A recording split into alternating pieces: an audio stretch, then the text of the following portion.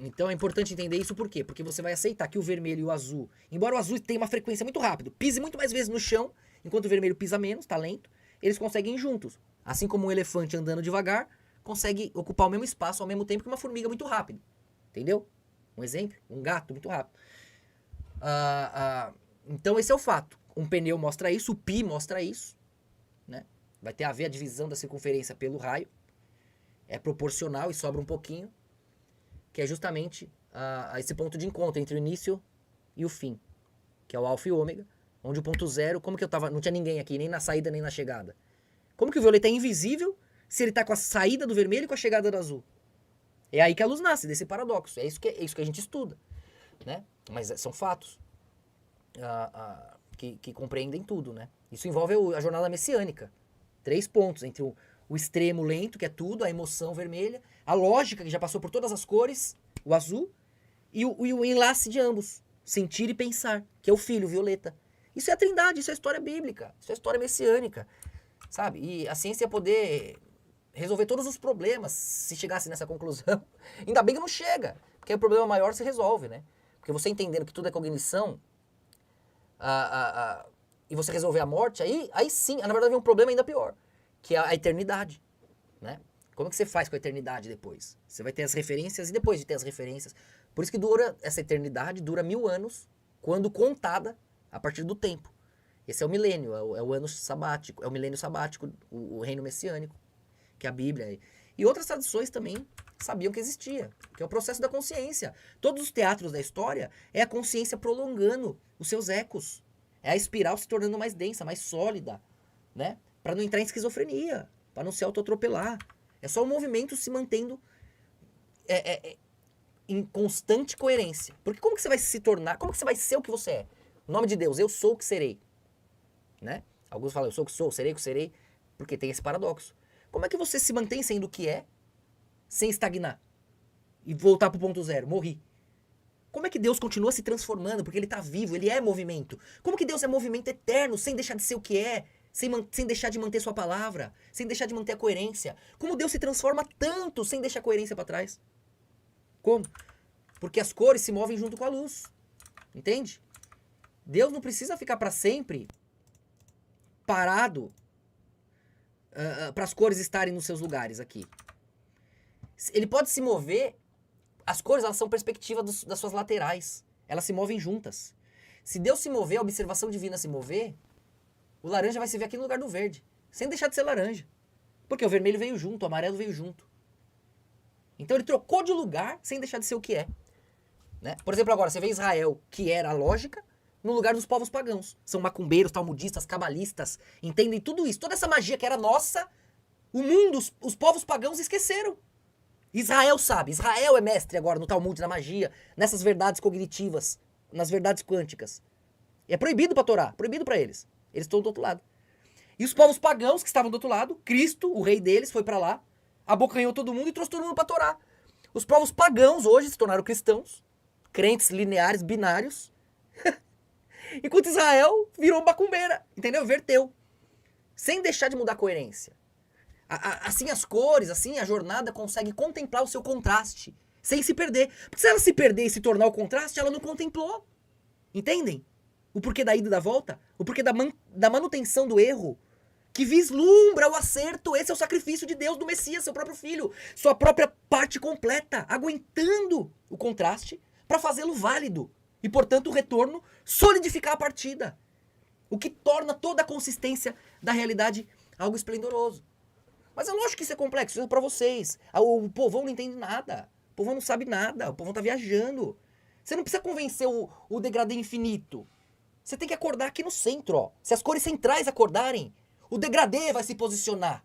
Inequivocadamente. De maneira inequívoca, de maneira inevitável. Se o centro das cores se encontrarem, o degradê é consequência.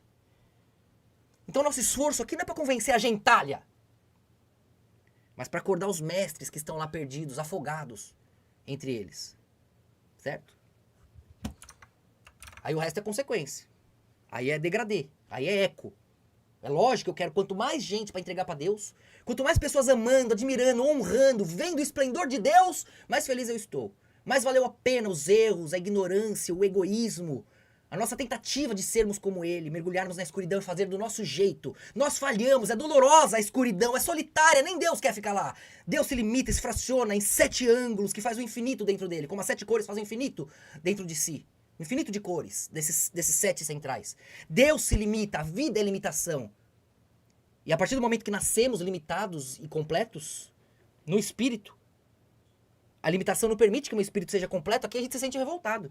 Por que eu não posso exercer meus poderes divinos? Por que eu fui limitado? Porque você é a obra. Você quer voltar pra lá pra saber por que Deus te limitou. Por que você não pode ser o todo? Porque você vai estar sozinho no vazio. Esse é o momento da morte, da agonia. É onde a gente se torna humilde. E a gente volta entendendo que a luz é a união, o abraço das cores, não a disputa entre elas. Né? Então toda essa jornada é algo científico, algo conscienciológico, cognitivo, por axiomas, por comparação de referência. Isso é a matemática. Não existe matemática sem separação. Matemática é comparação. Não tem comparação sem separação. A matemática é a geometria. A geometria é o movimento da luz. Né? Então tudo isso é inegável. A geometria, isso aqui é matemática. Certo? Isso aqui é matemática. Ó. 1, 2, 3. É movimento na luz. É o ápice, é o centro, é o corpo da matemática. Não tem matemática sem geometria, porque a geometria é a separação do movimento, é a comparação do movimento. Então tudo isso um dia vai ser óbvio e vai ser ridículo. Nossa, que um gênio convenceu as pessoas disso. Não! Falou, também essa bosta aí, como que as pessoas não estavam vendo? Entendeu? Não vou parecer um gênio. É a gentalha que vai parecer burra. Porque é óbvio. Entendeu? Então até aí a gente se humildece, para não ter grande é Deus. Mas o processo é esse. Um ângulo e outro, sol e lua. Ai, calhou, bateu um bagulho, ficou do tamanho do sol lá. 400 vezes menor, 400 vezes mais perto. Ô, que sorte. O cara prefere acreditar nisso do que ver o óbvio da simetria aqui, ó. Né? E tudo é movimento. Então você pode interpretar de forma toroidal. Tudo tá aqui, o campo magnético, a Terra, o processo atômico é isso aqui. Não tem forma. Não é nem é tudo energia girando. Né? É tudo energia girando. Não adianta ficar discutindo de forma binária. Né? Se a energia girando, a realidade é essa aqui, né? É um movimento é um movimento se comparando de um lado e outro. Eis as polaridades da Terra. Por isso que a bússola funciona, pô. Né? É isso aqui, ó. Esse é o todo. Né? Esse aqui é a espiral de movimento, se auto-recriando, se auto-reciclando. Então, quando você vê isso aqui, você entende as medições. Você entende porque tem terraplanista e globalista durante milênios discutindo. E é o π. Você vai conseguir fazer a conta na circunferência, vai conseguir fazer a conta na linha, né? Mas se você olhar o processo de forma simétrica, é mais fácil dar uma forma assim. Tanto é que quem via o mundo assim, construiu coisas que estão em pé até hoje. A ciência de hoje, que se acha gênio, constrói e cai em 50 anos. Então, a gente precisa de um pouco de humildade, né? Também. Porque no fim, tudo é átomo se movendo e é o nosso conceito coletivo que vai colapsar a onda e definir a solidez. Agora, você preferir considerar tudo isso aqui coincidência? Pra mim, precisa de muito mais fé do que aceitar que tá tudo conectado, porra. Porque você tá vendo que tá tudo... Ó, coincidência, que é tudo geométrico. Ó, que coincidência, que é tudo 7/12. Ó, que coincidência. Ah, porra, velho. Né? Não dá. Não dá.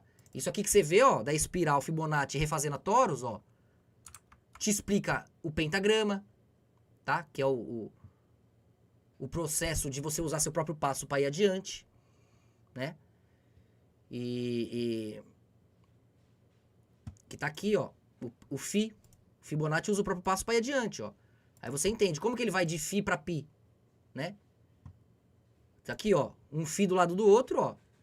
Ele consegue ir adiante até se equilibrar no Pi, que vai dividir a expansão, ao invés de atropelar, ele divide a circunferência pelo diâmetro, gerando equilíbrio. Por isso que o X é escudo. Aí você entende o Pi. O Fi, ataque, o Pi, defesa. Matemática, porra. Fórmula matemática. E de uma maneira muito mais óbvia, muito mais conclusiva. Aqui, ó. Ó o cristal aqui que gera energia como é, ó. Simetria. Né? Que eu conversei com o Léo lá no dia, ó. Pura simetria. Você aperta, ele gera energia. Você põe energia, ele expande, ó. Por hexagrama os cristais, ó. Piezoelétricos aí. Aquele nome estranho. Então todo o processo é o mesmo.